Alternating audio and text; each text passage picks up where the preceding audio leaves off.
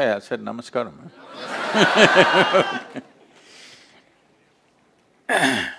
Well, why this youth and truth and how it came about? In the last 36 years that I've been active with people, this is one question that keeps coming to me constantly. It's a constant refrain from people. Many thousands of people telling me this, Sadhguru, when I was 20, where were you? Now you come when I'm 60. If you had come when I was 20, I would have done this, I would have done that. So I thought we will step out and meet all those people who are below 25 years of age, and that's why the youth and truth so that you don't come back to me after a few years and again accuse me of the same thing, where were you? Life, when we say life, different people think of it in different ways. But essentially, a certain amount of time and a certain amount of energy is what makes our life. Time is going away for all of us at the same pace. If you sit, it rolls, if you stand, it rolls, if you're doing something, it rolls, if you're sleeping, it rolls. No matter what you do or you do not do, time is rolling away for all of us at the same pace. Or in other words, time is getting over. Hello? It's getting over, isn't it? Since you came and sat here, you're 30-40 minutes closer to your grave than what you were before you came into this hall. That's how it is. One may not look at it that way because most people think they're immortal. Yes They go about their life like they're immortal, but actually time is getting over. In southern India, for example in Tamil, the word for death is kalamaitanga. That means his time got over. Actually, that's all that happened, isn't it? Hello? Yes. His time got over, that's all. So time is rolling away, but life is also a certain amount of energy. How we manage this energy determines who we are in this world. How much energy do you have, how well organized and managed is it, will determine what you will do and what you will not do. The scale and scope of your life is determined by this.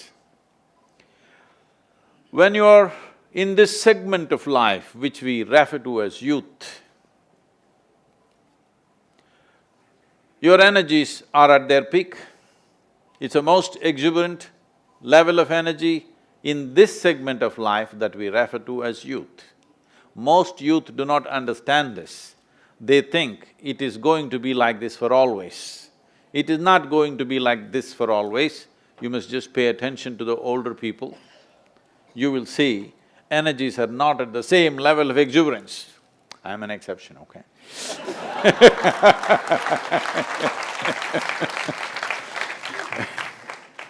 So, at this time, when our energies are at their best, if we bring little more clarity and balance into our life, the way we utilize and organize this energy will become completely different.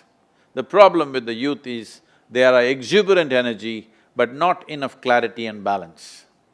Where there is no clarity and balance, even if you have the most powerful thing in your hands, if you do not have the necessary clarity and balance, it could just work against you rather than for you. So, this is the purpose of Youth and Truth. Now this campaign for a month, but we will not stop with this. In the next 2 or 3 months, we will roll out what is called as Tools for Transformation. This will be available on the app and in various other platforms. We want the youth of this country to make use of this because this is the only wealth we have right now. Wealth means, right now we have a huge youthful population, over 50%, no other nation has this, but youth is a tremendous wealth only if they are inspired, skilled, focused and balanced. If they are imbalanced, uninspired, unfocused, unskilled, they are a recipe for disaster. You understand? So, are we going to make this youthful energy in this country into a miraculous process, which we can, or are we going to make it into a disaster, is in our hands. It's for us to make this happen, we as a generation of people. Never before another generation has known these kind of comforts, conveniences and possibilities. And our ability to communicate today, we can sit here and talk to the entire world. So this is our time on the planet. This is our time on the planet. We are not going to be here forever, but this is our time on the planet. We have all the ingredients that if we bring clarity and balance into our lives, we can become the greatest generation ever. We have the tools in our hand, but will we use the tools to create this, or will we use all these technologies and tools to destroy ourselves? Depends on what kind of human beings we produce, particularly youth, because they are going to be here longer than me and many others here. Because you're going to occupy this planet longer than me, so we wanted to see that you, if possible, we bring some clarity and balance into your life so that this youthful exuberance becomes a great gift for this nation and the world.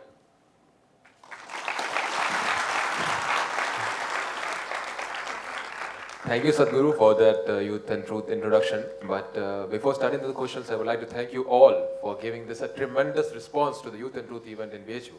And I would like to thank you all, as well as thanks to all those people, sir. Outside also, more than 500 people are sitting, watching this live telecast. So thanks to them also, they were not able to get the seat inside. So thanks to all of them.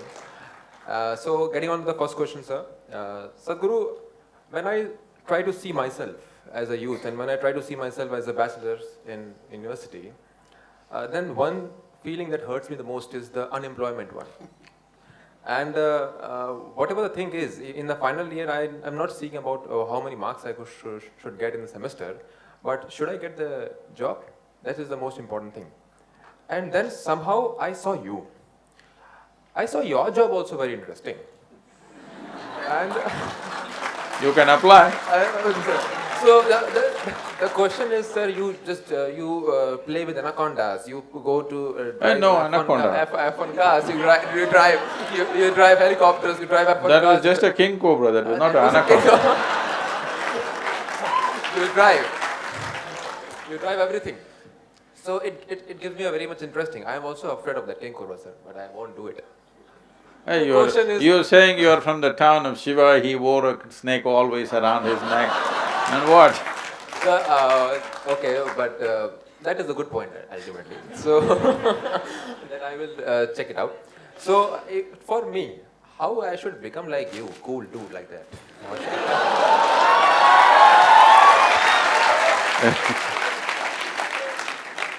You can apply for the job. We will process the application, of course. See, we must understand this, in this country. In 1990, only 7% of India was employed. 93% was self-employed. All kinds of small businesses and things, because there was really no organized employment. Now I do not know the exact number, maybe it's gone to 15%, or 20% maybe.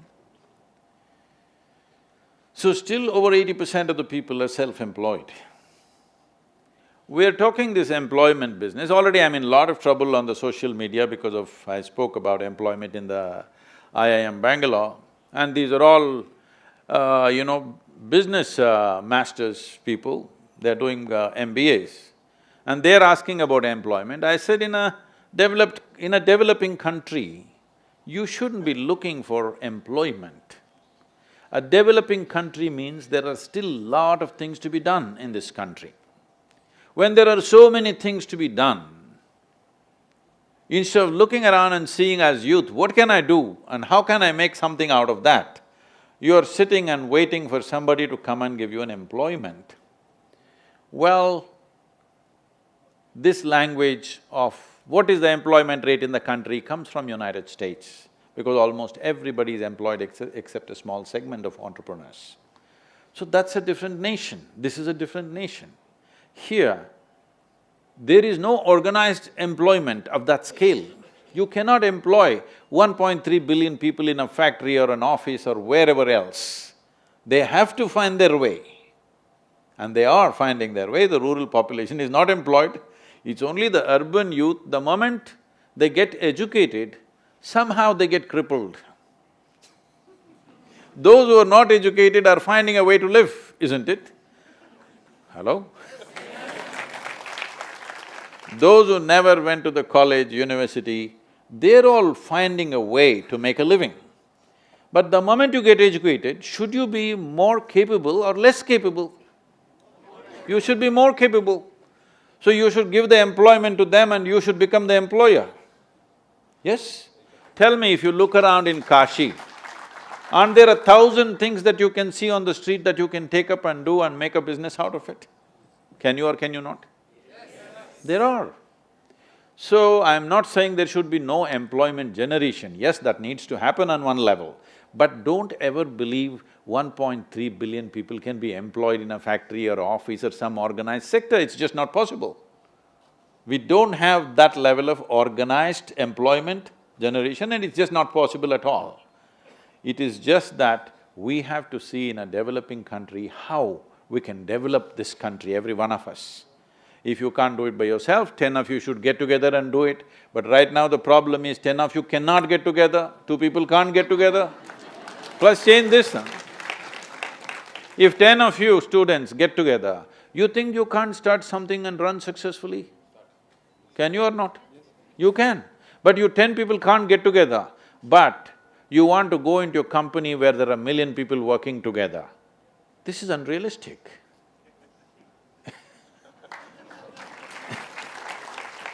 So, this is going to be super unpopular video, I know.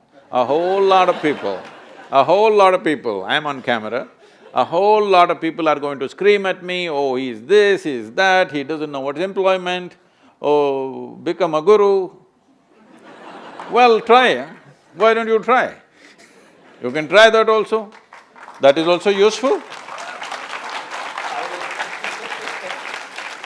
Now, after this event, I will surely apply for being a mistake. Oh, apply to be a mistake? That you don't have to apply, anyway, it happens. No, you didn't get the part. There is something called as mystic and a mistake.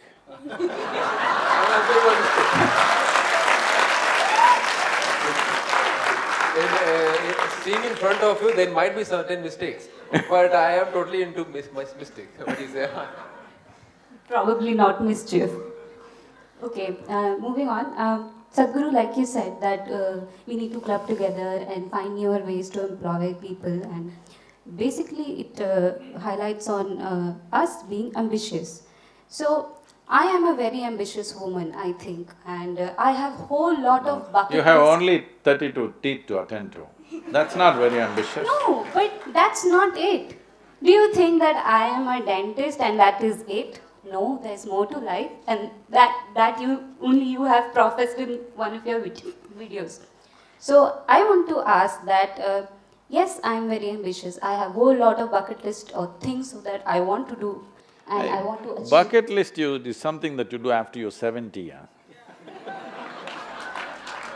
Before you kick the bucket. It's long. I can't wait till I get 70. Anyways, but so there. Now, bucket list, you know how this came? Bucket list means dying is considered kicking the bucket. So, bucket list you make just before, a few years before you die. Some things that you have not fulfilled. For a young woman, no bucket list, okay? A list full of dreams, Okay. I would call it. But for each dream, for girls in this country, there is a price to pay. There is a certain way in which society wants us. There are unsaid rules, obviously, like you behave in a manner, and or you keep your heads down, or don't speak much, all of that. So Don't speak much is a good idea.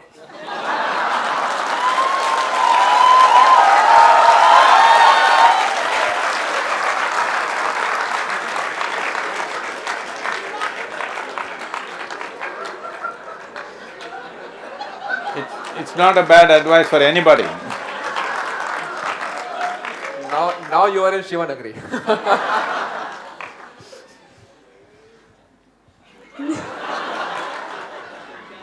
This was a serious question.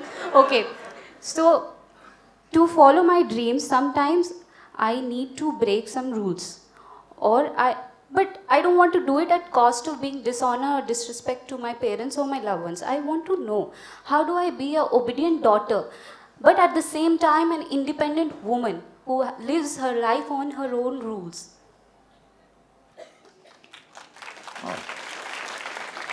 Okay. See, we want to do something that we want to do, and we want to do it with everybody's approval, and then we don't want to pay any price for it. Life doesn't work like that. When we do something that we really want to do, there is a price attached to it, because the nature of life is like that.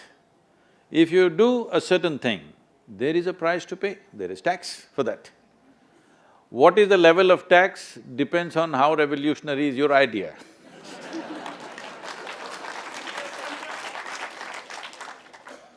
So, this is very unrealistic that people are always thinking, I want to do this, that, but my father. Well, you must be glad that he brought you into this world. Beyond that, don't complain, huh? What is your father doing? He's doing what he knows best. Hello? Yes or no? What he knows best, he is doing. If you want to know, if you believe that you know something better than him, first thing is you must be able to convince him. But he is not able to grasp it, he will not be convinced. Then how badly you want to do what you want to do, you must see whether it's worth going beyond these lines. If you decide it is so, that anyway you want to do it, no matter what is the price, you do it, but there will be a price. Now you want to say, I will do what I want, but there should be no price. There is no such life anywhere, not here, not anywhere.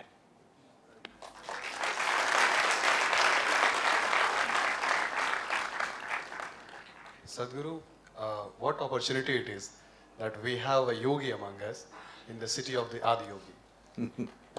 I relate my question to this, that we all know for sure that we'll be benefited that you are here. But do we have some special benefit of being in the city of Lord Shiva? I mean, I do not experience it. Are we being benefited directly or indirectly? I will need a few minutes for this, okay? As all of you already know probably, the word Kashi means a tower of light. When we use the word light, we use the word light for many things in human life, simply because of the nature of our visual apparatus. You have a sense of hearing, sense of smell, sense of taste, sense of touch, and you have sense of sight. Among all these five things, in the human being, the sense of sight is the most powerful one. How much life you drink through your nostrils, through your taste, through your touch and through your ears, and how much life you drink through your eyes is very, very disproportionate. Suppose you take a dog or any other carnivorous animal, he runs his life through smell. You know, he finds his food that way, he finds it mate that way, that's how he finds his way wherever he wants to go. For him, sense of smell is dominant.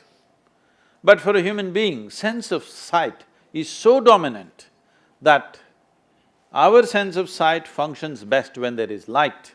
So whenever we see something, we say, it's light. When we see something new, we say a new light has come. No new light has come, we're just seeing better. Because we're seeing better, we refer to that as light. So in that context, this is a tower of light. This means they built a machine. I'm calling this a machine because you're in the university. Essentially, it's called a yantra. The word yantra today also in English translates as a machine. Why do we build a machine? See, because we are able to walk, we came up with a bicycle. When we got tired of walking, we came up with a bicycle. Why? Because we are able to locomote, but now we want our locomotion to be far more effective. So we came up with a bicycle, then we powered it, it became a motorcycle, then it became an airplane, then it became many things. But suppose you were made like a tree, rooted to one place, would you have thought up a bicycle? Would you? No. Now that we can speak, we have a microphone, we have a telephone, we have all kinds of phones. Now that we can see, we have a periscope, microscope, telescope, all kinds of scopes.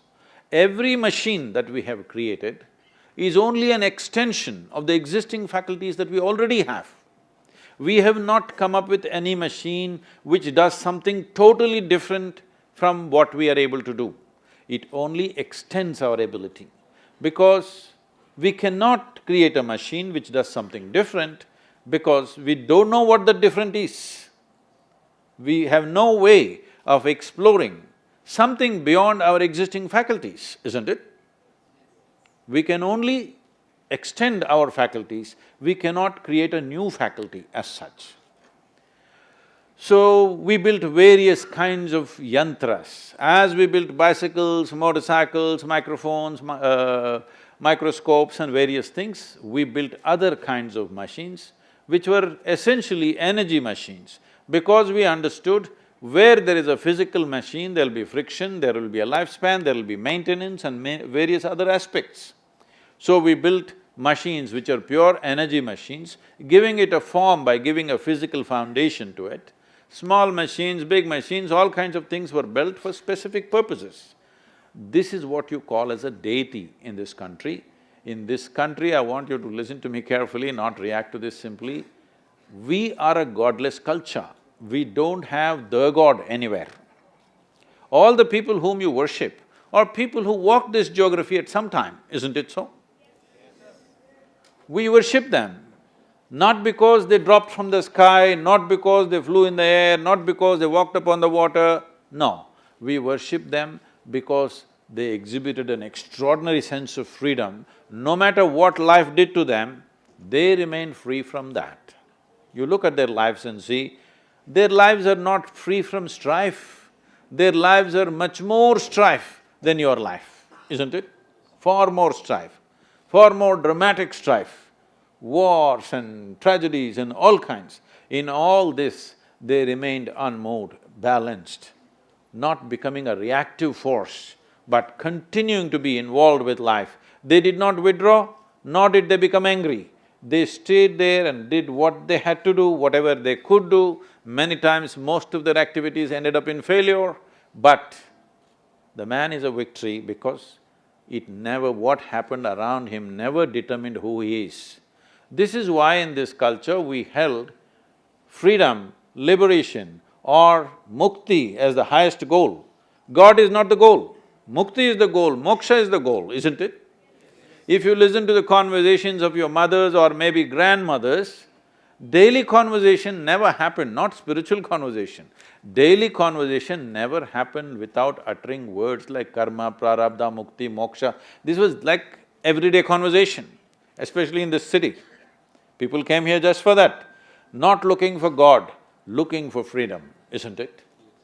So, they built this phenomenal machine, but the vagaries of time, invasions, ignorance, various things destroyed this machine or damaged this machine at various levels, but still it's a fantastic machine. It's not in its full flow, but still it is great and fantastic machine.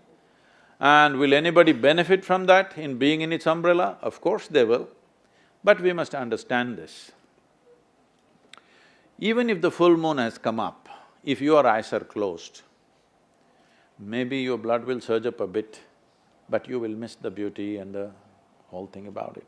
The same goes to everything, because whatever we are not conscious of, in some way will not exist for us, isn't it? Whatever we are not conscious of will not exist for us, even if it's there in a very big presence. So, are you benefiting from it? Definitely on one level. But are you taking full benefit of it? I don't think so. When I look at the people, the way they're moving around, they will see pilgrims coming like this with tears in their eyes, but these people are going like this about their little danda that they're doing.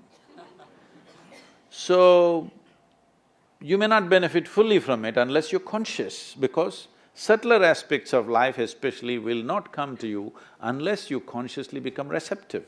So this is very important. Unfortunately, people have started referring to Kashi as the Makkah of the Hindus and all this stuff. This is not a Makkah, you're not going there to seek God's grace or something else. You are coming here because this place represents mukti or liberation or freedom.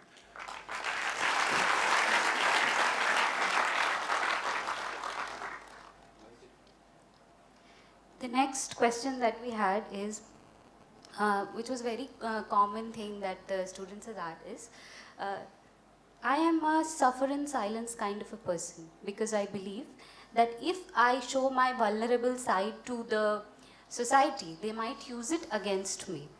So I carry a shield and go out to the world. So I want to ask if it is okay to show our emotions, that does make us weak, or we can carry a shield and maybe suffer in ourselves for some time.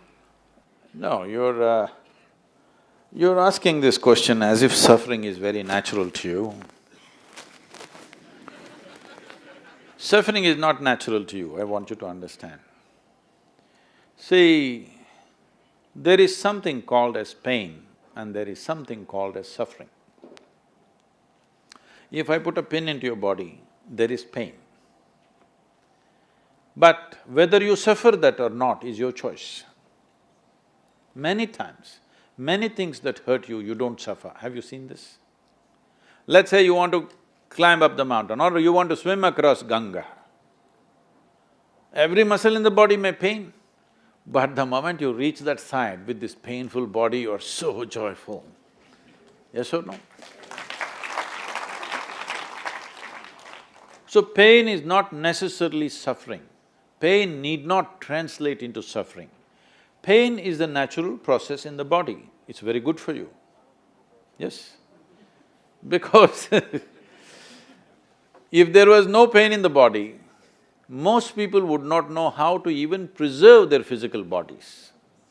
See, wherever there is no pain, what all they've done to it? If there was no pain in your nose, in the name of fashion, you would have cut it in so many ways. If there was no pain at all in your body, you would walk on the street with your intestines in your hands. Yes, maybe on the stomach bag you could put Gucci and go. Don't tell me you won't do these things. If there's no pain at all, wouldn't you have pulled it out? Come on. You would have done all kinds it's only the pain which is keeping you. You're walking on the street, if a bicycle comes, you step back. Do you believe it's because of humility? Consequence of pain, isn't it? If there was no pain, even if a truck came, you would go like this. Lot of people are going like that in spite of the pain. The consequence of pain is the only thing which has allowed you to preserve your own body, isn't it? So I'm saying unfortunately most human beings are in that state. If there was no pain, they would have cut themselves into pieces. So pain is good for you because it's keeping you in one piece, otherwise you would carry your head in your hand and walk around. Yes, you've seen such imagery. So suffering is something that you do mentally. This is your choice. Either you can suffer or you need not suffer, or you can enjoy the same thing. Many people are enjoying many painful things, isn't it? So, you're talking about like all the time you're suffering, should I show it or not show it? Whether you show it or you don't show it is visible. If you're suffering, is it not visible on your face? You may pretend, but everybody knows. Everybody except those who did not bother to look at your face. All those people know that you're in suffering, isn't it so? They may just keep quiet because they don't want to intrude into your private suffering. And suffering is always a private hell, it's never public, please see, because it happens within you. So, why are we making ourselves into such a mess? Simply because we do not know or…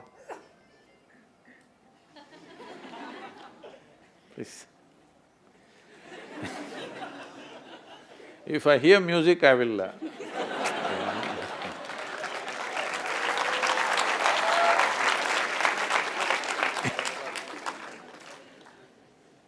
Most people, after 30, 40, 50, 60 years of living here, still have not figured out how to handle their thought and emotion. How unfortunate. When are they going to learn? After 1,000 years?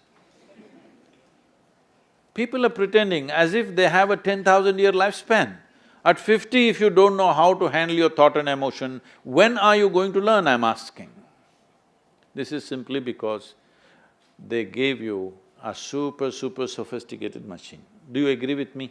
This is the most sophisticated machine on the planet? Have you read the user's manual? No. That's all the problem is, not suffering.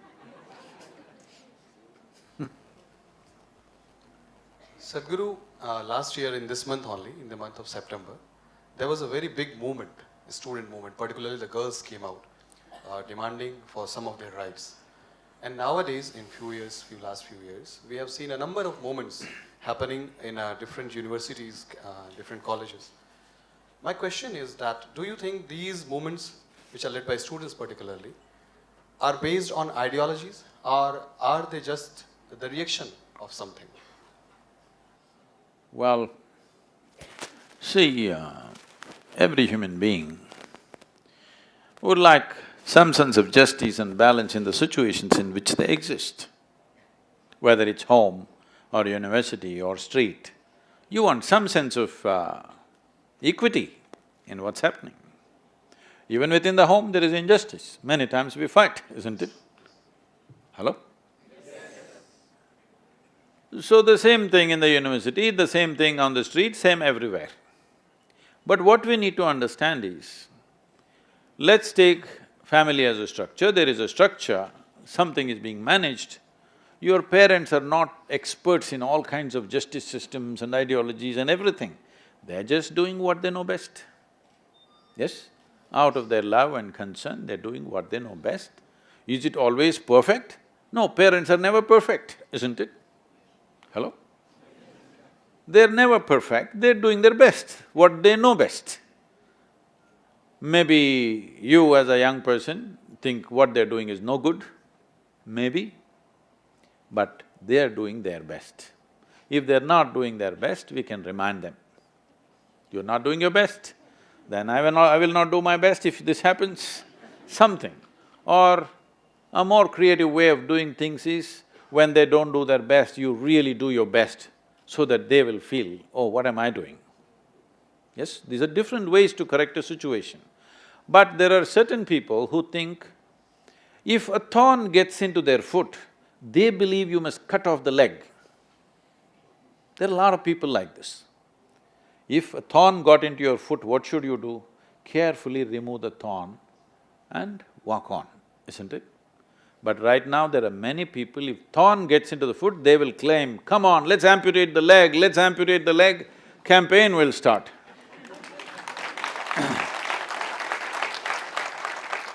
Before we protest and deride somebody else, try to pull somebody else down, we must take little time and see, suppose if I am in that place, if all these people are saying 1,000 different things, how would I manage? You must see this. Right now, the people who are managing the situation, are there some superhuman beings, they know how to do everything? They don't know. They are trying to do their best. If they're not doing their best, we can key them up a little bit. We should remind them that they should do their best. But expecting a miraculous situation where 1,000 people in India, if there are 3 people, there are 5 opinions, all right? So we are such a country where for everything we have a question. Even if so-called divine entities come, we just barrage of questions we throw at them. Yes or no? When Shiva comes, we throw questions, Krishna comes, we throw questions, whoever comes, we throw thousands of questions, we are that kind of people. So naturally, there'll be many things, it's okay, we are that kind of people. But questioning something is one thing, always trying to dismantle the existing structure is another thing. If you dismantle the existing structure, are you capable of creating a better structure? This is something you must consider. Right now, the existing structure may be lousy. The existing structure may be utterly lousy. But the question is right now, are we competent? Do we have the resource? Do we have the time to create a better structure? This is something we must look at. The problem right now is, we are going about busy judging everybody. The kind of judgments that we ourselves will not pass. Can I tell you a joke? A lady went into the butcher's shop. You know all those chicken, they were all hanging there, dressed chicken. Somehow for some reason, feathers are the dress of the chicken, we pull off all their feathers and then we say they're dressed. They were colorfully dressed, but we pulled off everything, then we say they're dressed. So these dressed chicken were hanging there, dead of course. The lady went there and lifted one wing, wrinkled her nose, lifted one leg, wrinkled her nose, like this she went from chicken to chicken, chicken to chicken. There were many other customers, they were all feeling uneasy because the way she's wrinkling her nose, maybe they're old, maybe it's getting rotten, they're all looking. The butcher saw that it's going to seriously affect his business this way. So he went and tapped her on the shoulder, she looked back. He asked, "Ma'am, would you pass a test like that?"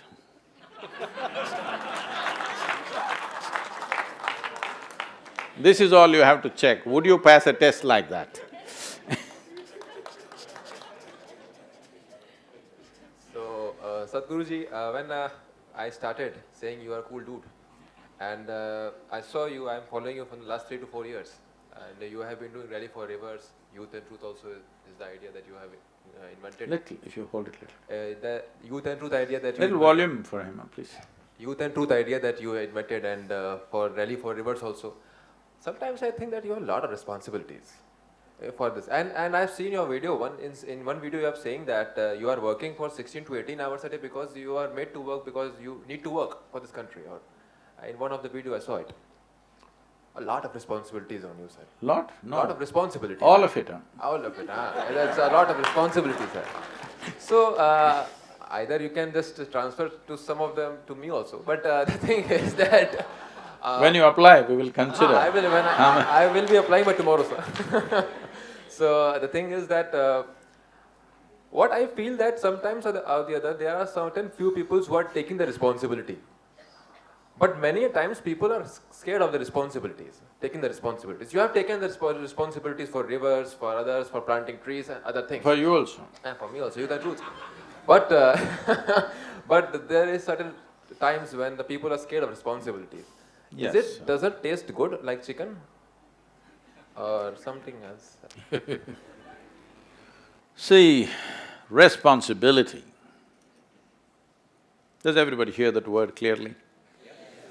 Responsibility means responsibility, your ability to respond. I'm asking you, would you like to retain your ability to respond to every dimension of life that you face? I'm asking you. Hello? Some of you are saying no, why? If you have no if you don't have the ability to respond, that is when you feel fearful, helpless. If you retain the ability to respond, whatever can be done, you will do. In your life, if you do not do what you cannot do, no problem. But if you do not do what you can do, you're a disaster. I'm not a disaster. Everything that I can do, I will do. Will everything happen? Maybe not. Let me tell you how big a failure I am, okay? Is that okay? When actually yesterday, 23rd of September, is 36 years since certain things happened within me and my life dramatically changed. I was going about my business, successful, making money, everything good, but suddenly this experience hit me in such a big way, everything changed. It was on that little hill called Chamundi in Mysore. It was on 23rd of September, 1982. So, on this day I happened to be in Kashi, thanks to all of you for having me. So when this happened, I'm just sitting there, doing nothing. Simply, every cell in my body is exploding with ecstasy. I thought, this is it. I've discovered something that if you don't do anything, you will be overflowing with ecstasy. There's really no problem. Then I made a plan. In 2.5 years' time, at that time the human population was 5.6 billion people. So I made a plan, in 2.5 years' time, I will make the entire population blissful because I know the technology. You don't have to do anything. Simply if you sit here not doing anything, everything will explode. See, 36 years, huh? I'm still talking to you, not yet gotten you, okay? Maybe we've touched over 500 million people, but that's not my idea of the world. There are 7.6 billion people. So I know I will die a terrible failure, but I will die blissfully, because everything that I can do, I've done. Successful failure can be a good word for you. No, blissful failure. So, now in your life, the choice is this, you can have one constipated desire, okay? My only ambition is, I want to build one little house for myself. That happened, and you're a success, but a stupid success, constipated success. My wish for all of you young people is, you must have that kind of a desire which cannot be fulfilled in this life. If you take 2 steps in that direction, if your desire for well-being includes everybody, if your desire is all-inclusive, most probably it will not happen before you die, isn't it? But you took a few steps in that direction, that's great. Instead of having a constipated desire and you had it fulfilled in next 5 years and you think you're on top of the world, what is the point of such a desire? So, I'm wishing you failure, I want you to understand. But a blissful failure. Because the only reason you suffer responsibility is you're always afraid whether it'll happen or not happen. Why are you afraid of that? Because your joy, your happiness, your peacefulness is dependent upon how the world responds to you, not how you are. First, let me ask you this fundamental question. You are referred to as a human being, yes?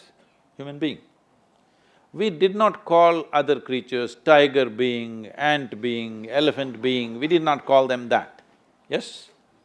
We call this one as human being. What it means is, this one knows how to be. They all exist in reaction to outside situations, but this one knows how to be. This is why we know how to respond, not react, how to respond. This is why this is a responsible creature. If you know how to be, would you keep yourself blissful or miserable? Blissful. If you're blissful, what is the consequence of your action? Would it really matter? You'll do your best. If it happens, it happens. If it doesn't happen, it doesn't happen. Hello? But when you're shit scared of what will happen, you will reduce your desire and responsibility so small. Essentially because of fear, isn't it? But if you're really blissful by your own nature, you know how to be. You're a human being, you know how to be. If you know how to be, does it matter how far your actions go or do not go. Our actions will depend on the times in which we exist, isn't it? People are, like I was at the World Economic Forum and all these people usually coming and saying many things like this. One professor from the Harvard University comes up to me and says, "Oh, you're that amazing tree planter?" I say, "No, I'm not a tree planter." Then, "No, you planted millions of trees." "Yes, I planted, but I'm not a tree planter." Then he asked, "What do you do?" I said, "I make people flower." So why I planted trees is not because I am a tree planter, simply because, one day it happened. Two men were working, government employees. One man was digging on the roadside, behind him another man was coming and closing these pits and coming. Somebody else was passing by, they saw this ridiculous activity and they backed up and they came and, "Hey, what are you doing here? This guy is digging, this guy is closing. What is this?" They said, "No, I'm doing my job, he's doing his job." The in-between person was a tree planter, he is missing.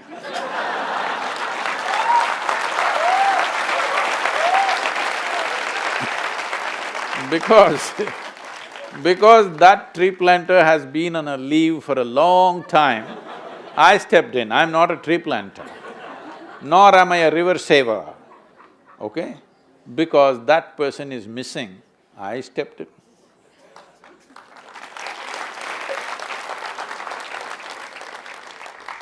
Sadhguru, as we grow up, we are often told, or it is fed in our minds since childhood, that life is a race. You need to keep running and be perfect. Oh. You are a driver also, sir? F1 racer, sir. Huh? You are a driver also, sir, F1 racing car, you drive bikes, sir. That was the main advertisement that we put up in the… Now, if life is a race, you must win it, isn't it? Winning it means what? You must get to the finish line today. Harishchandra Ghat. You can choose Manikarnika or Harishchandra Ghat, which one is your choice?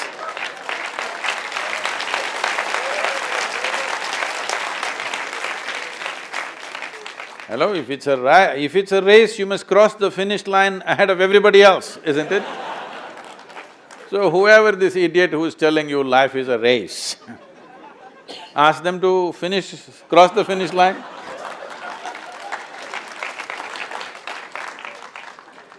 The thing is, life is a race and it's a good point, but what we can say, we are taught like this only. So, I don't say that the people who taught me is an idiot, because that will… I am on camera. So…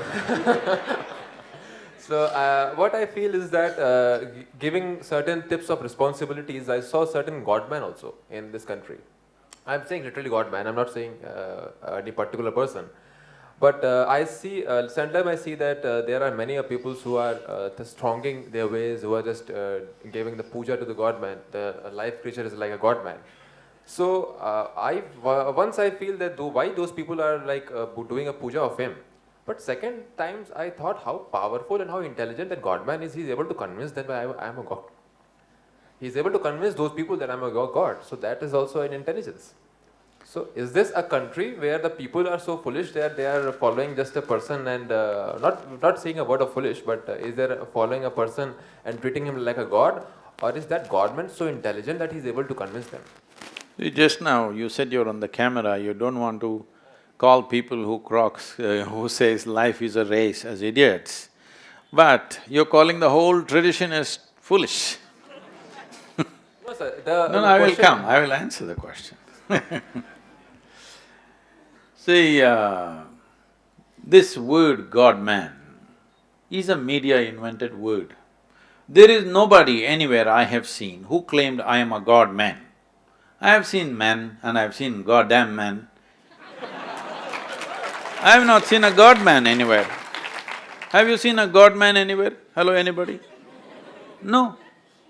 Somebody is sitting there, somebody else Right now, to Malviya ji, we garland him. Well, is he a god? No, he did something that we revere. He did something that we value.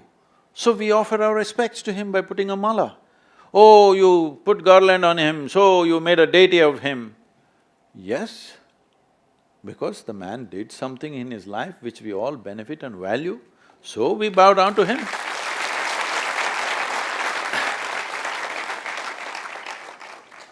So this… see, there is logic of various levels. Don't think there's only one logic. There is rudimentary logic, there is little high above, there is very fine logic also. Now, people who worship looking up, saying there is… our God is up there, and that looks okay to you, because first of all, this whole Uparwala business, first thing you… are you on a round planet? Huh? You sure? Okay. Planet is round and the thing is spinning all the time. If you look up, inevitably you're looking up in the wrong direction. You are not even on the North Pole, you are in Kashi. You are like this, looking up in the wrong direction all the time, all 360 degrees. So, do you know in this cosmos, which side is up? Is it marked somewhere, this side up? No. So you don't even know which side is up, but you know who is up. I think that's very stupid. So in this culture we taught you that. Today this modern science also, I want you to understand this. Whether you take an atom or a cosmos or the cosmos, over 99.999, whatever number of nines, is actually empty. Only little bit material in the atom, you know this? What is your subject, I'm sorry? Law. Oh. You could argue for all the wrong things. That is what I was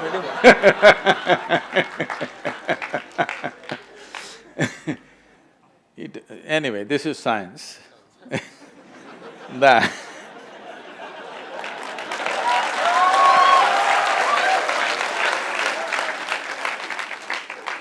over 99%, 99.9 some 11 times or 14 times something, I don't know the exact number, that much of the atom is empty space. Only little bit is material, tiny, minuscule. In the minuscule, it's minuscule. The same is true with the cosmos, also has similar proportions. Over 99% is empty space. Only specks of stars and planets and galaxies, only small specks, rest is all empty space. But this empty space seems to have some intelligence of its own, that it keeps all this physical material going around in a certain way. Because how much ever we study, we see that the physical material itself doesn't carry the needed intelligence, something else is driving it, obviously. So the simplistic, childish way of coming to it is, there is one man sitting up there and managing everything. But when you look at the size of the cosmos, one man managing things is… just naturally goes. Women are today arguing, why can't it be a woman? Yes? I was speaking to a group of people in Nashville in United States. I was just telling them a joke. In the joke, I referred to God as He. Immediately lady stood up. Said, do you believe God is a man? Whoa, whoa, whoa, I know what I gotten into. I said, see, I was only telling you a joke. It doesn't matter, you said him.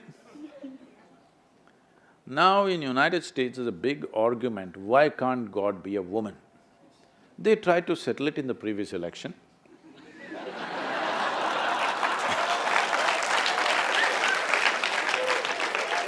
But you know the results. Then there are also arguments like this, see, you've heard of Idi Amin? Idi Amin, the Uganda man. Idi Amin declared, God is black. I agree with him. Because if a white man can have a white god, why can't a black man have a black god? So in the southern churches in United States, the big debate happening is God, white or black. Actual debates happening. You know, in the previous election, they tried to settle that affair. Didn't work. But, you know, we in India know God is brown. Yeah. Because, you know, those people don't know. Because to those places, God sent only His messenger, son or somebody else and somebody else. Here, God Himself arrived 9 times. Now. Especially Indians who are living outside the country are super proud about this. God came to our country 9 times. So I keep reminding them, that is because God wouldn't trust anybody else with Indians. He knew His son, His messenger, nobody would be good for the Indians. So He came hands-on Himself 9 times and He failed. See, 9 or 10 times you can debate, failure is not debatable, isn't it? It's visible. Hello? Failure is very visible, isn't it so? So, we can go on endlessly with these things, but your belief systems are culturally relevant, existentially not relevant. So you must understand, this is a godless culture. Here, we revered people who contributed to our life. Our parents, we bow down to them. If you see, if Shiva comes also, this is what you do, is it? Isn't it so? If you see a tree also, this is what we do. If you see cow also, this is what we do. Even a snake. A cow gave us milk, so we bow down. A snake, because he didn't bite us today, we bow down.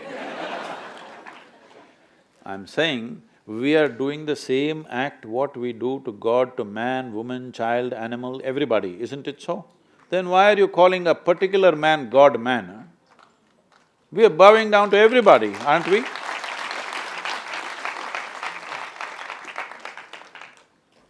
Sadhguru, nowadays youth are so active on social media and we have been using that platform for various purposes.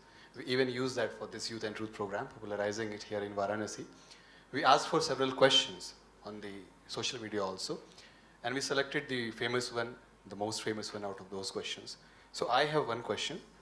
It is Pranav who asked, at home they teach us how to behave with girls, but when I go out with my friends, we see something different, which is totally different. When I go online, the things are crazy. How is a man supposed to behave with or treat a woman?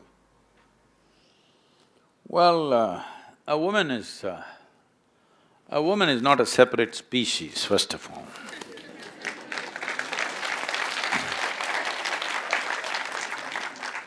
This too much of man-woman thing is being done, unfortunately.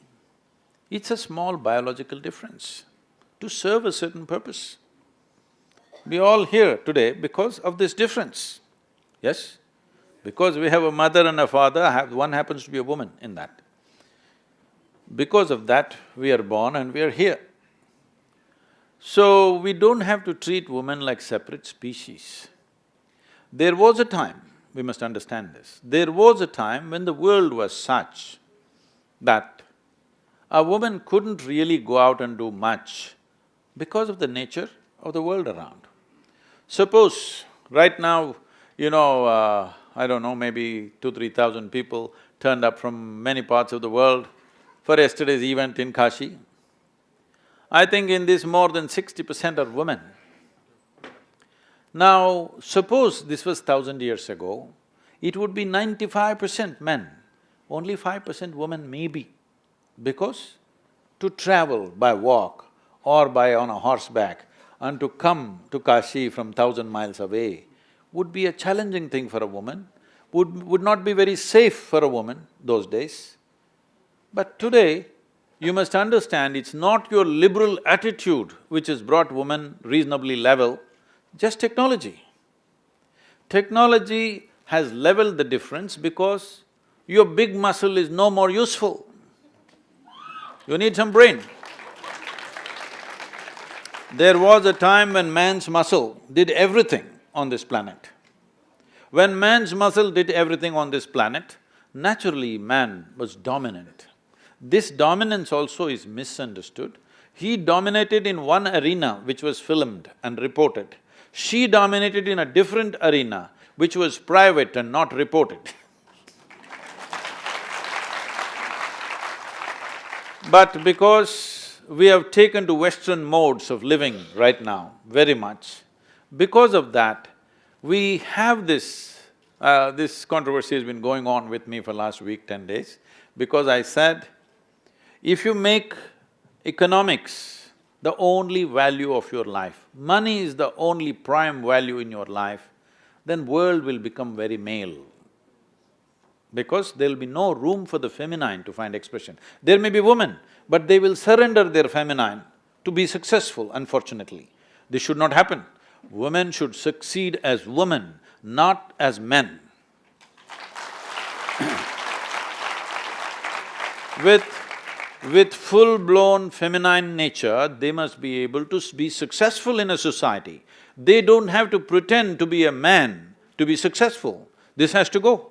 If this has to go, the world has to move completely from brawn to brain. It's very important, this transition. Now, when you talk about economy or money power, it's brawn. It's a different kind of muscle. Money or muscle, we're talking about it in the same context. Money is another kind of muscle. So we are taking away the physical muscle and bringing in the money muscle. So once again you're creating a male-dominated society, masculine-dominated society, because now women have understood how to be successful by being masculine. No, this is not a good thing for the world. There must be a world where women can be 100% feminine and still be absolutely successful. If this has to happen, money should not be the ruling factor, it should be just currency. Money is just currency to facilitate things. But right now, money is the ruling factor, so masculine becomes the dominant force. We need to change this. Unless music, aesthetics, love, beauty and other things, everything becomes equal proportions, feminine will not flourish. And if feminine is wiped out of this planet, then all the men will sit and wonder, why are we living?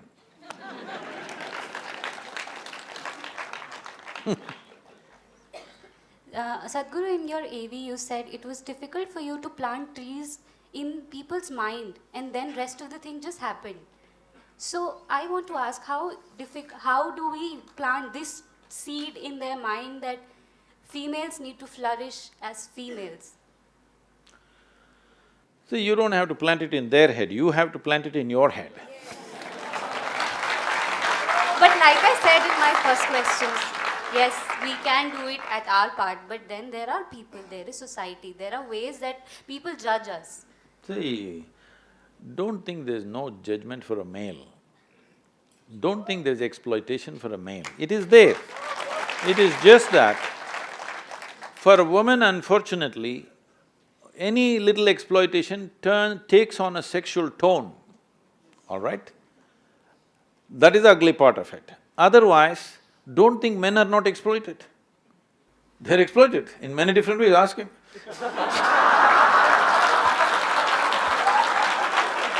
No, that is why a lawyer is successful, because somebody is exploited, isn't it? I want to say thank you, sir, for saying this. The problem right now is, we are still in such a consciousness, anything that's weaker than us, we will exploit. Man, woman or child or animal. Yes or no? Anything that is weaker than us, because still we don't have brain in our head, we still have muscle in our head, okay? The muscle should transform into brain cells. Then we will see that for you to succeed, you don't have to really exploit anything, actually. In fact, if you get the love and cooperation of everybody, you will succeed even better. I will tell you an example. I am doing a program for one of the top international companies, one of the top companies. 25 of their top executives are there. It's a 3-day event. I have 9 volunteers. I don't know if you noticed our volunteers here, without one instruction, they just go about doing everything that needs to be done.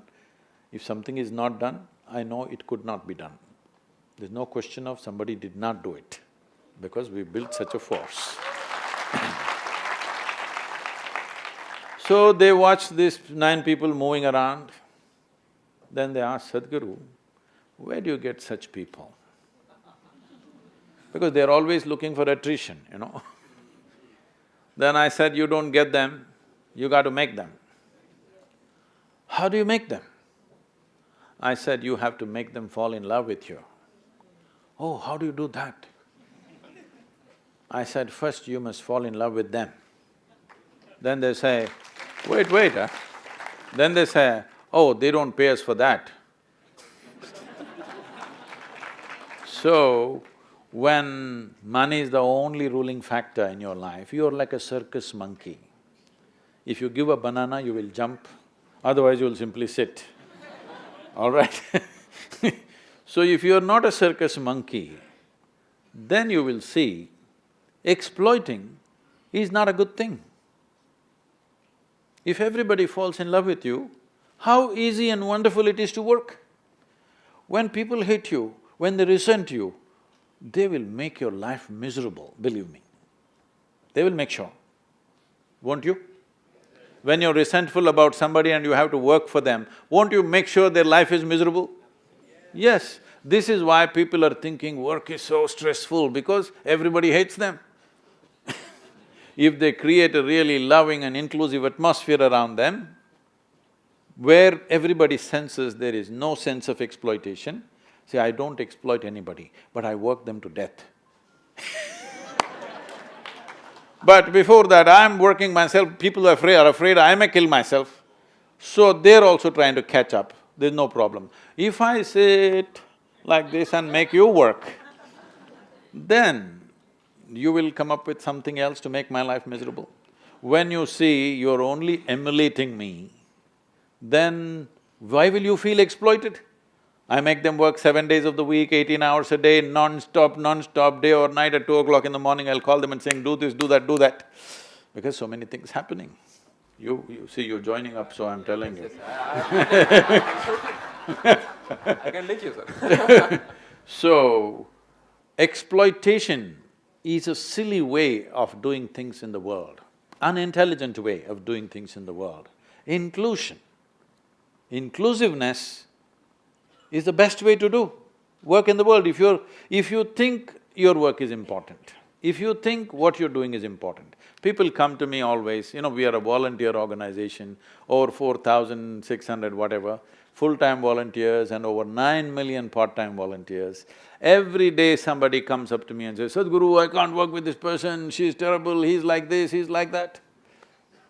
I say, see, in this world, there are only these kind of people. Like this, only these kind of people.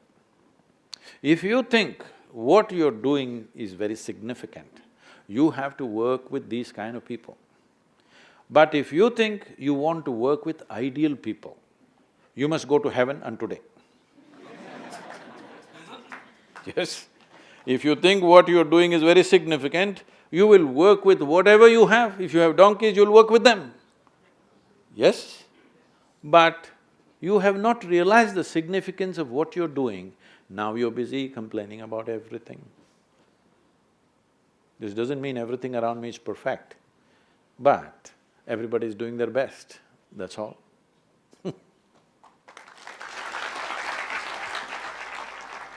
Sadhguru, when he talked about social media, in social media one thing is very much important and one thing is very much spreading, is like certain news are there and they are just forwarded to certain groups and then certain other things have occurred. In one of the video, you also gave certain example for an explanation for mob lynching also. I won't go into that because you have already answered.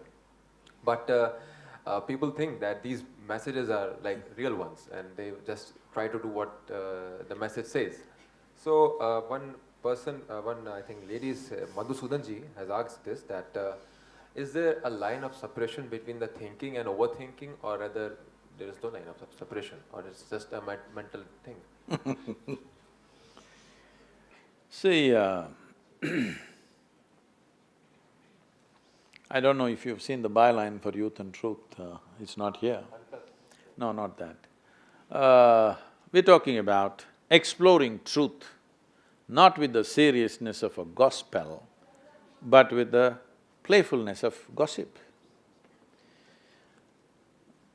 Gossip has been the most reliable system of seeking truth.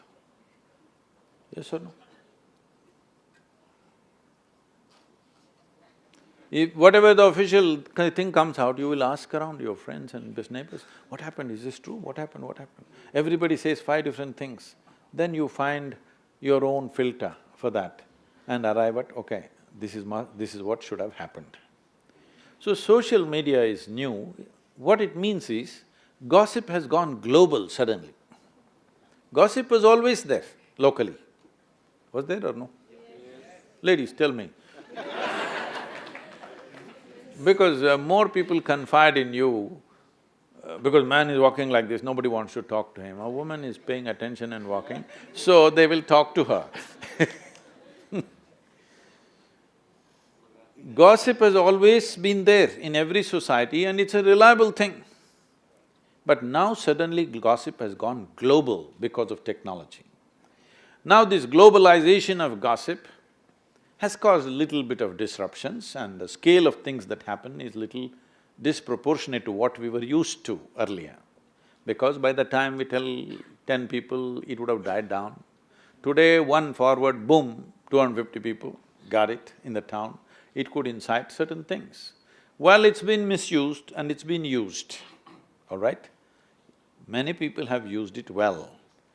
Some people have misused it. This is true with any technology, anything. Right now, we can use this vessel to store water, or I can take it and smash it on your head.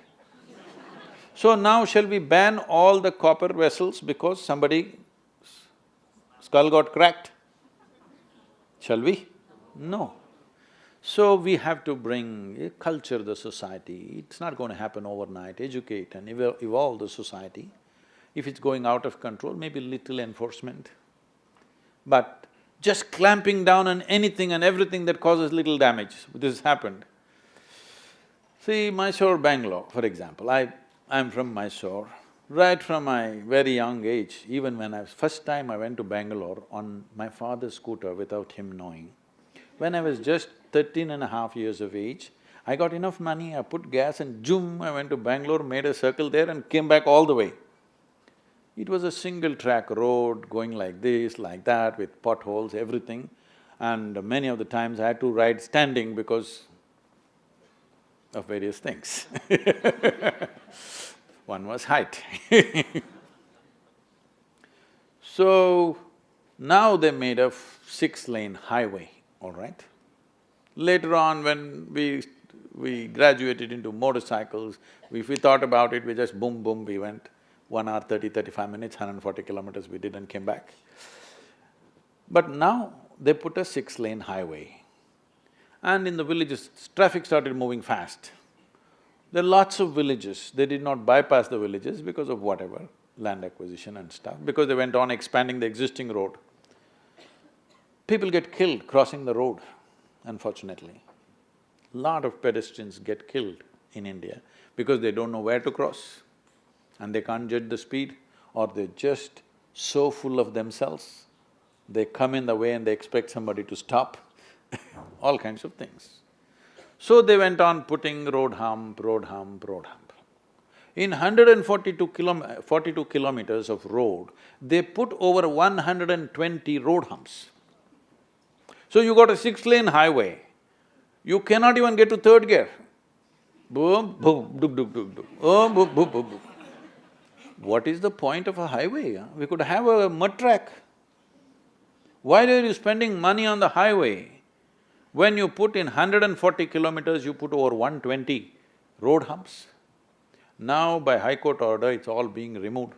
But villages will put up their own thing. They will not learn how to cross the road. They will put up only road hump. So this culture must go.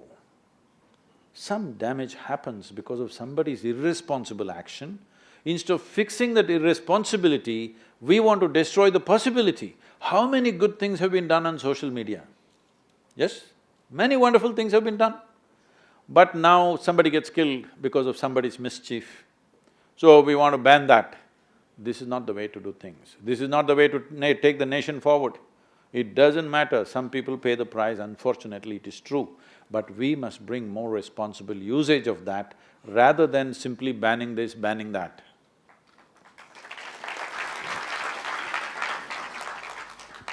One more question that came over this social media was, you told Ranveer that ambition is limited.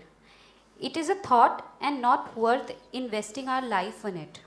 Without goals or commitment or destination, how will I even take my next step? And you also had the goal of Dhyanalinga. I'm really confused. One part of that we've already answered about. See, what you call as ambition is essentially a thought that you generated, isn't it? How did you generate this thought?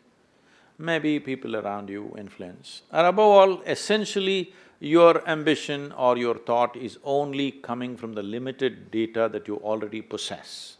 Yes or no? Do you believe, many of you are in 20s or early 20s, do you believe everything that you need to know about the world, all the possibilities that life may hold, you already have collected data about it? No. With what little you know, if you fix your life's goal, I think that'll be a poor life. Right now, you're in college, you can fix a goal. Within the stipulated period, I want to get out of the college. Not too early because they threw me out, not too late because I didn't get out. Yes? Within the stipulated period, I want to get out. How I want to get out, whether I want to get out first class or first this, that, how much I should know, that is a goal you can set. Because already it's a structured time, isn't it? Already it's a structured time. In this structured time, you set a goal. But you don't set a goal for your life, ruling out all the possibilities that may open up. So if you decide right now, this is what I'm going to become, I was talking about that in terms of, this is a problem in our families, in Indian families. A 3-year-old child, they will ask, what do you want to become? That tiny little girl says, I want to become doctor. Oh, they're so happy. This is rubbish. Why a 3-year-old girl is being made to decide what she should become? We don't know what's her genius, yes? What talent she has, what genius she has, you don't know. But instead of seeing how to unfold that, you're fixing that so early on and ending up with a very constipated life. So the important thing is, human beings have immense potential. If this has to unfold, one important thing is, you create a situation of balance and pleasantness within you. That means you're peaceful, joyful and balanced. If you're like this, every human being has a certain genius and this will start unfolding. When it unfolds, it will surprise everybody. Right now, the problem is this in the world. Not even 1% of human genius actually blossoms. Rest get trapped in these kind of systems and systems and systems all over the place. Somebody gets trapped into earning a living, somebody gets trapped because they fell in love too early, you know. Something or the other, they get committed to something. So ambition means you got committed to a single idea which came from very limited data in your life, isn't it? Don't get committed to a limited idea. Limited ideas are okay short-term. Right now, I'm here for 5 years in this university, this is what I want to do in these 5 years, this is okay. But life must unfold, you must give it an opportunity to unfold. Only reason why you're committing yourself like this is, you're afraid of uncertainty. You think certainty has come because you pegged it there. I'm going to be a doctor at the age of 3. And you feel there is a certainty. This certainty is death-like certainty because it takes away all possibilities. It's important for a human being, life should be explored. many possibilities.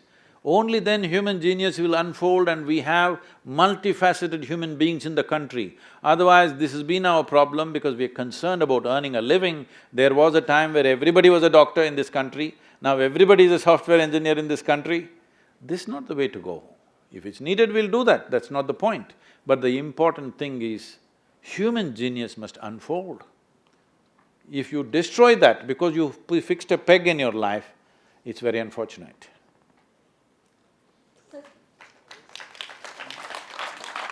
Like you said, we should set specific goals for short time. If you're setting a goal, we'll definitely work for it very hard. But in due course, we might also we see people amongst us or we ourselves, we might resort to some unhealthy practices. Just because this is set in our mind that, okay, this is my goal, I want to achieve it. We might set into unhealthy practices. It happens amongst us or maybe at our workplace also. What is an unhealthy practice? Like foul competitive streak in amongst our fellow mates or foul competitive practices. It could be like pulling someone else down just to go ahead of. No. If you pulled somebody else down, you did not go ahead, both of you went back.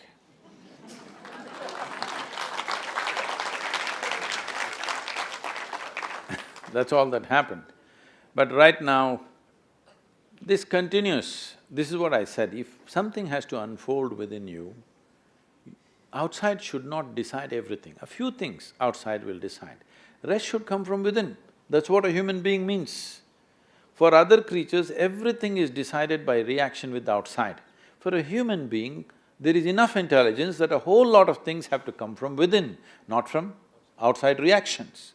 So if you keep looking at somebody, how somebody else is doing, now obviously you will take a misstep. They were asking me, somebody, Sadhguru, how to beat the Pakistani team? I said, don't beat the Pakistani team, just hit the damn ball, huh? You don't try to go and beat Pakistan with a cricket bat. With the cricket bat, you just hit the damn ball. There's no Pakistan in the ball. You just have to hit the ball so that Pakistanis will not find the ball. Like that you must hit it. But if you are looking at Pakistani and wanting to beat him, the ball will smash your face maybe. So, we need to understand whether it's a game or education or work or whatever else we are doing, the important thing is the process that we are doing. If you're not devoted to the process, result will not happen. It's like this, suppose you want mangoes in your garden. If you sit there and every day do mango meditation, you do? No. Mango meditation, mangoes will not come. If you just look at the soil, manure, water, sunlight, take care of these things well, absolutely involved in the process, even if you never thought about a mango, one day mango will land on your head anyway, inevitably.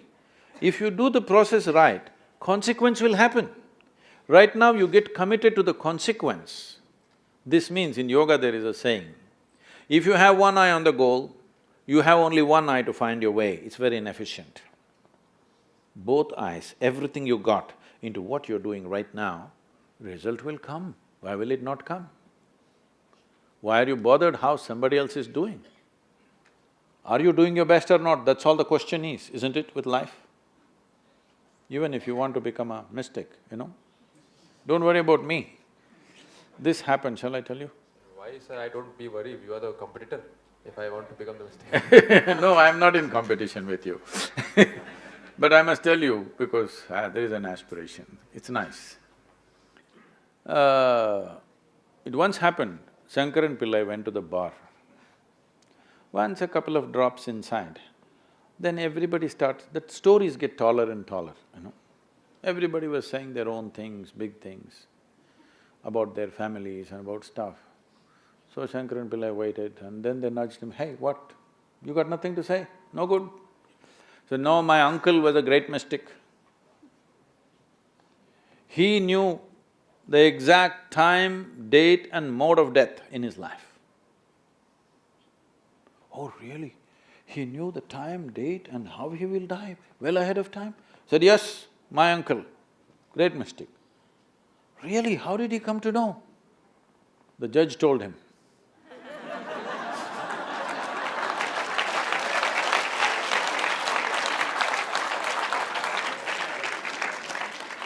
So there is a possibility, huh? You have drifted the whole thing in laws. That's a nice thing. So, Sadhguruji, I would also like to open certain questions from the audience. Please. Since we have time constraints, so we will be only getting up for only 2 questions. So I think whosoever has to ask the question.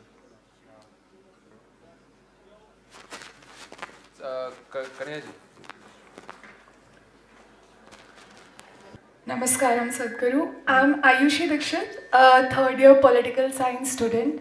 Sadhguru, my question is that today, on one hand, we see all these scientific, psychological methods, whereas on the other side, we have spirituality and mysticism.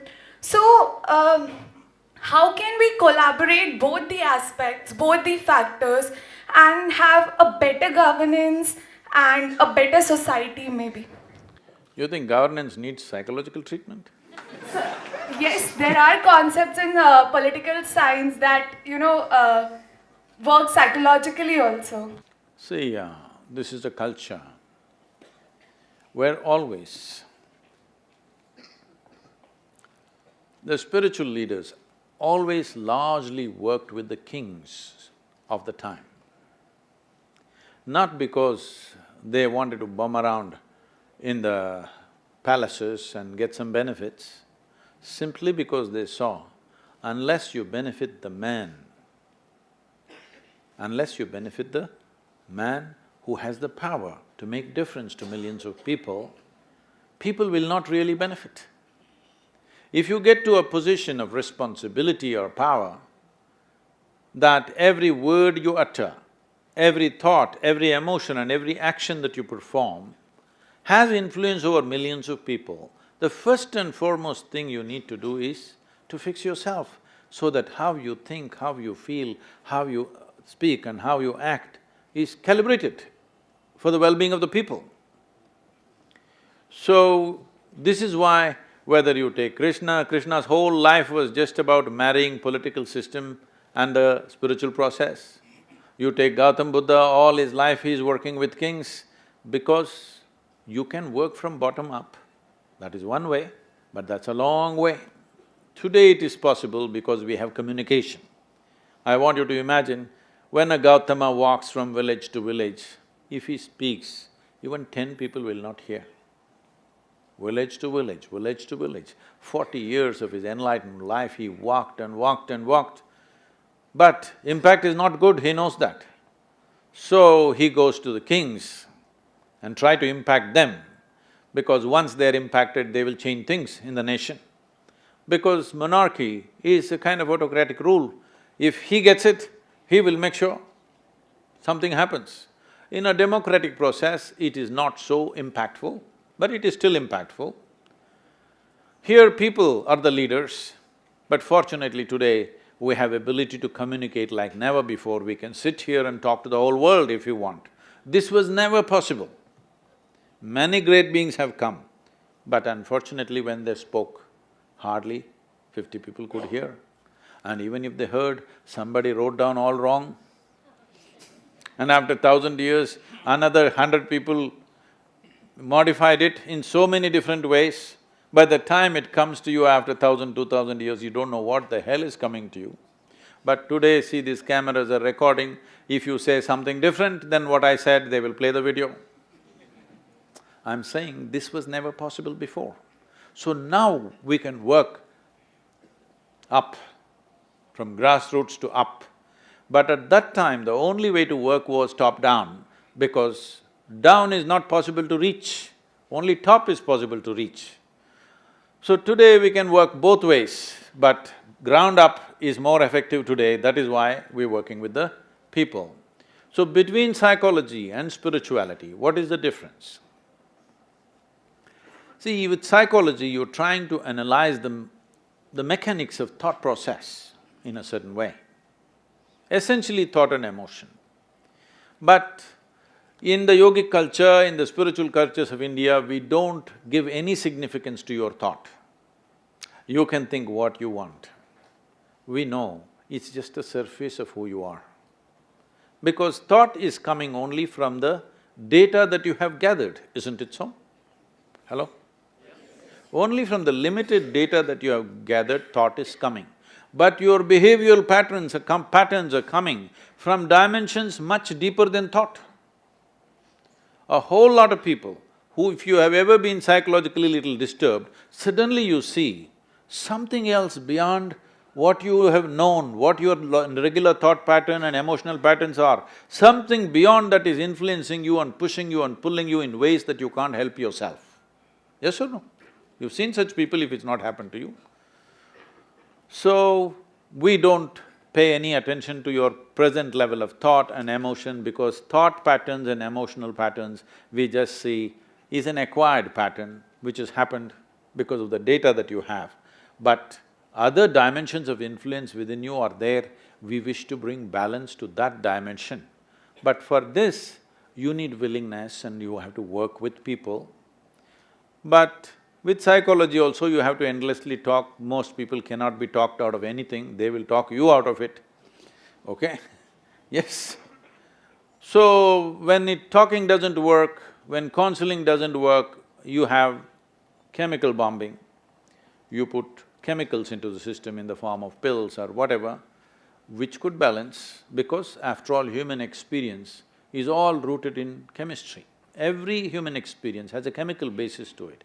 What you call as peace, joy, blissfulness, agony, ecstasy, stress, anxiety, everything has a chemical basis to it. So now we are looking at how to create a chemistry of blissfulness. This is the greatest chemical factory on the planet, do you agree with me? The most sophisticated and complex chemical factory on the planet. The question is only, are you a great manager or a lousy manager? That's all it is. So, we are looking at how to manage one's chemistry without taking external inputs. The modern psychiatry is looking at how to manage human chemistry by putting outside ingredients. Well, when things have gone to the extreme, that's the way to do it. If things are reasonably in control, we have systems through which one can work themselves out of it. So, Anandji, question? Last question, one last question. Okay, sir, ask. Please give the mic,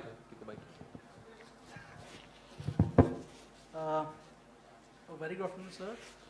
My name is Sushant Kumar Kushwaha. I'm a research scholar from BHU and very much fortunate to have a time to clear my doubt from you, sir.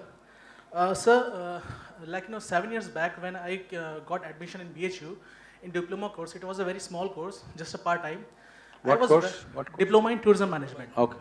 I was very much happy to get enrolled in that course. I went to my house, to my father, and shouting like anything that I got admission in BHU as like I have cracked IIM Ahmedabad.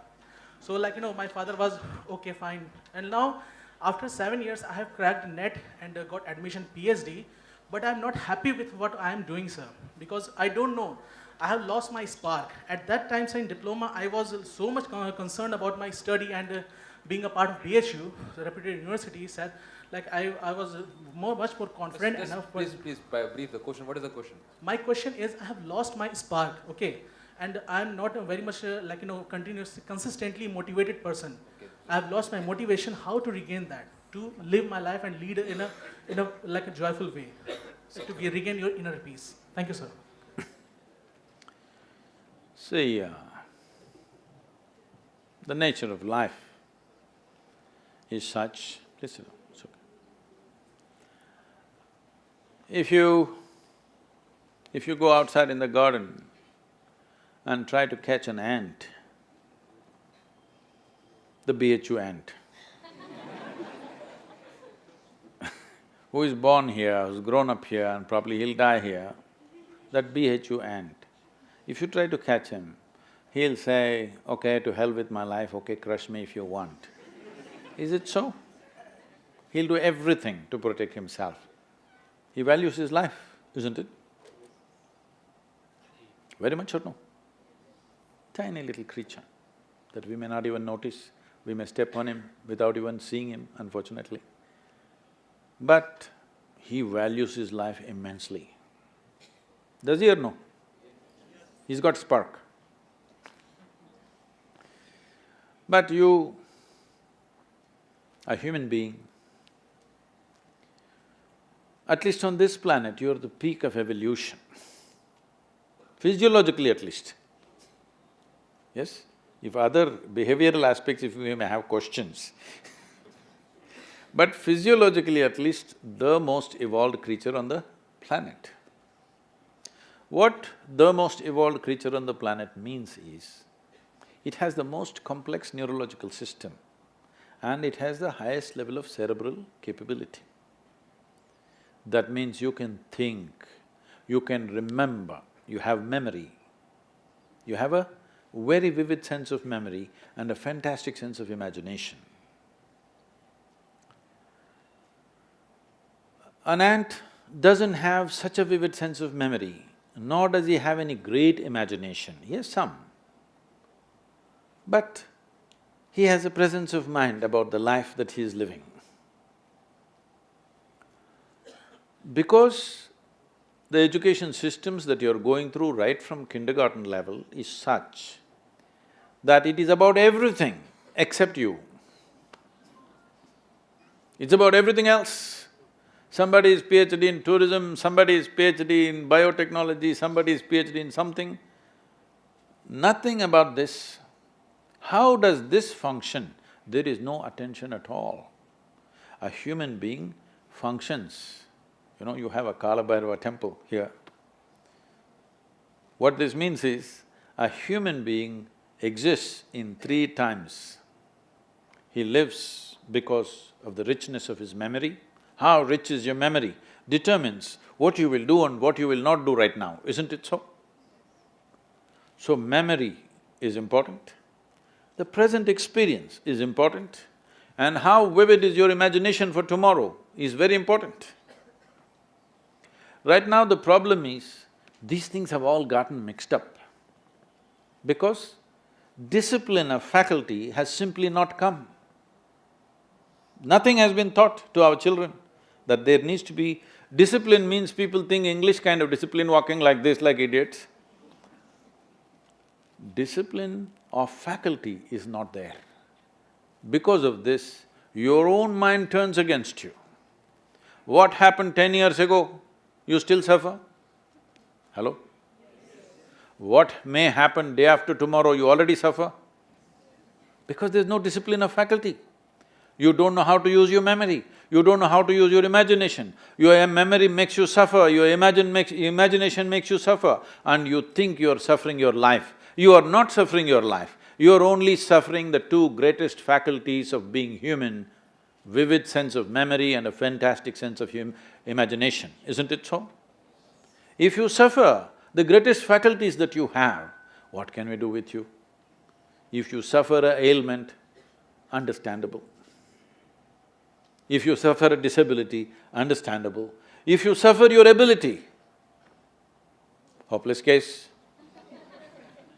Yes or no? You're suffering your capabilities.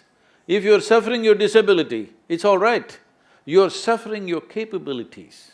I must tell you this, about 4–5 months ago, I think, you might have seen it on the news, a young lady, 34-year-old lady, who was a television anchor in Hyderabad, jumped off the 5th floor window, killed herself, left a note, "Nobody is responsible for my death, my brain is my enemy."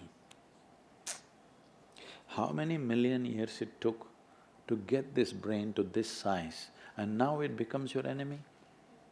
She articulated this, but this is true with almost 90% of the human beings. They are suffering their own intelligence, isn't it? If you take away half their brain,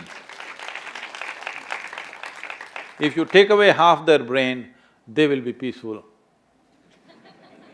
Yes. And that is why a whole bunch of idiots are going about saying that the ultimate goal of life is peace of mind. Such people will only rest in peace. Now you, young man, they kept you here for too long, 7 years, they should have thrown you out in 4 years, then you would have done something. University life, if somebody is not keying you up all the time, it could become too easy, you know. Even I remember, when I went to the university, most of the time we were in the canteen or in the garden. The easiest part of my life was university. I think… I know nobody's going to like it but I think this university time must be shortened unless somebody is producing something brilliant. They must be chucked out within 3 to 4 years' time, everybody. If they're doing something very focused and very intense, they must stay. Otherwise, see, this is all I'm telling all of you young people. Do whatever the hell you want in your life, but you must be intensely focused on something. If you're not investing in anything, your life, it will just go waste. Because as I told you in the very beginning, one basic ingredient of your life is time, and this is just going away. Already you're 2 hours closer to your grave since I came here. Yes or no? 2 hours closer to Manikarnika. Yes or no? Yes, you are not immortal. It's just a limited amount of time. Are you a precious life, I'm asking? Is your life precious to you? Yes. Then you must decide where you want to invest this life. If this is precious, if this is worthless, throw it somewhere. If this is precious, invest in something worthwhile, isn't it? So if you invest this in something worthwhile, not spark, you will be a flame all the time. That's why my first question was being a mistake, right? Huh? I'm investing it in a good one, being a mistake. Because you're a lawyer, judge may tell you. No, the thing is that which judge, Supreme Court or High Court?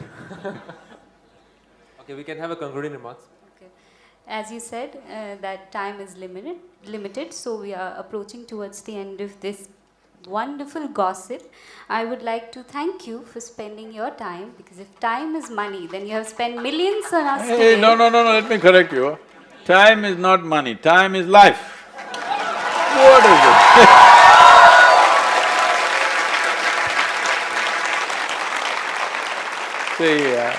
See, she's already a practicing dentist. Money.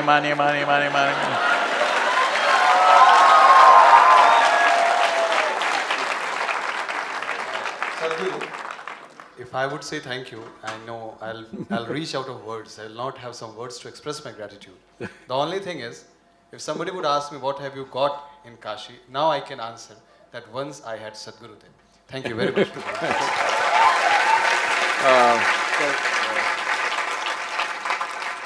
Hey, the end is the judge, not the lawyer. The thing is, Sadhguru, I think one phone rings, and when you said that when you hear the song, you dance.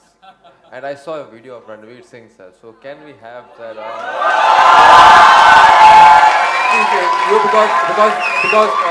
Because that is a Shiv Nagari, and we just throng it every time. So please, if we can, that your favorite one. I would… music will come, we'll wait. I want to see the young people dance and then we will see. All right? Anyway I want all of you to understand and appreciate this, that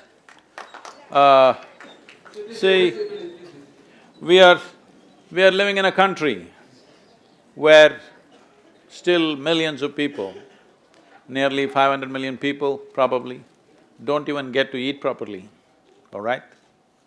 In such a country, when all of us have the privilege that at least we don't have to search for our food, it's there.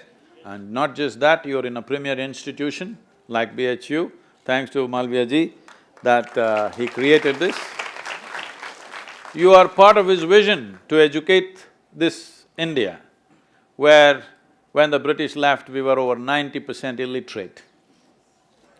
So, at that time, somebody had the vision to create this and you are part of this great institution. I want you to always appreciate the privilege that you are here, which so many others have not found in this country. Please make use of this time at the university to build yourself. Don't worry about the nation, about the society, about this, that. Build yourself into such a grand human being.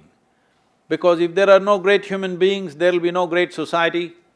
There's no great society, there's no great nation. There are no great nations, there's no great world. So you can't build a great world or a great nation. You can only make yourself into a great human being, and around you wonderful things will happen. It's my wish and my blessing, the best should happen to you. Thank you very much.